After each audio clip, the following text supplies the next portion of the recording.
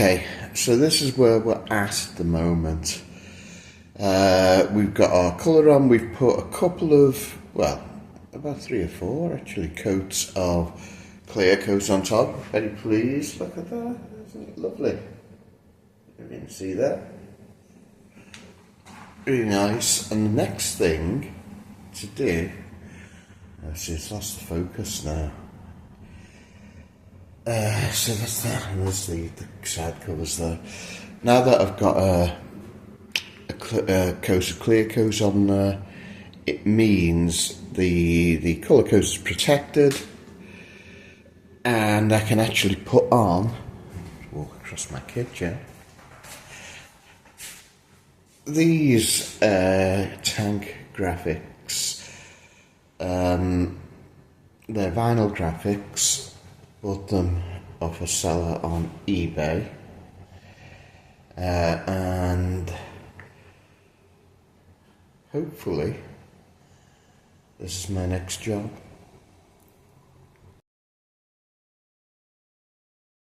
Right, so that's the first graphic on.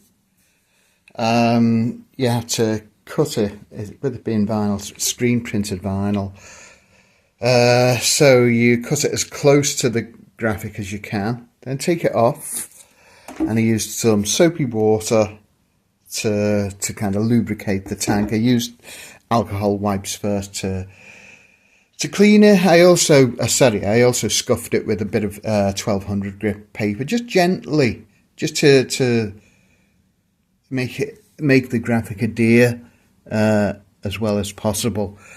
I needed a heat gun. There's my heat gun there at the ready. And what I'm doing here, as you can see, I've got a little heater here underneath my steel kind of decorators platform what the tank is on. The reason being is it helps if you can get the room you're working in as warm as possible. Now it's July in the UK, so this is probably about as warm as it's going to get, but I've still had to put the little heater just underneath, just to get a boost of heat, because the optimum temperature for this is around 24 degrees, and that means the graphic is flexible enough to go around. Everything else is fine, it's just there's a compound curve there.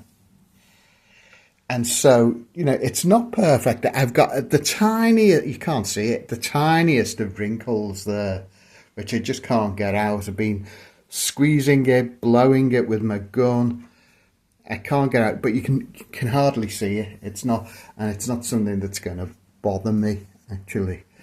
So, yeah, onto the other side now. And this is where it gets difficult, because I've got to make sure the two bloody sides match.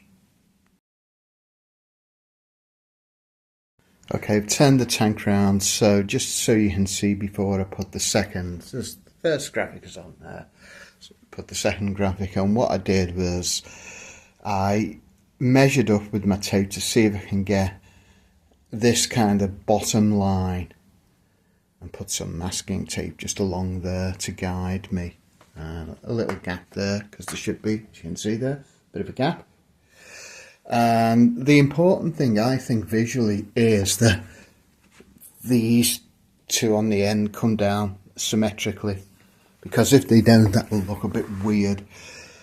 So that's what I've done.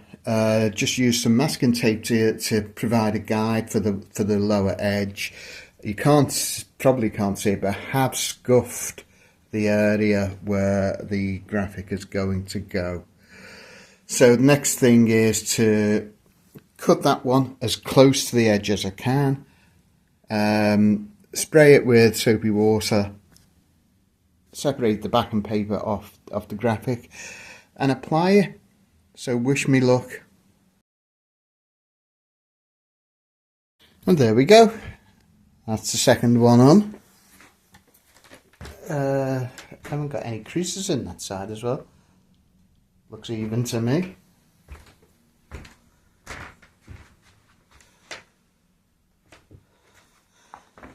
So yeah, very pleased actually. I was dreading doing this. it's this kind of thing, you know, putting these kind of things on. I always think, imagine being the person in the bike factory that does this as their main job. It's kind of such a crucial kind of thing. It's not easy. Probably women employed to do it, actually. They're probably more patient than men and have a softer touch. But anyway, that's ready to go now. So what I'd need to do is just leave it. The people who bought the graphics off said, once it's on, leave it for 3 days in a, you know, room temperature, and after the 3 days is up, you should be able to clear coat it. Now, I've seen some people use what do you call it? An adhering spray. I'm not going to do that because, as I say, the person I bought this off says you don't need to do it. All you need to do really first to ensure adherence to the graphic with the clear coat is give it a very light mist coat. Let that dry, and then you can clear coat normally on the top of it. So, a good morning's work.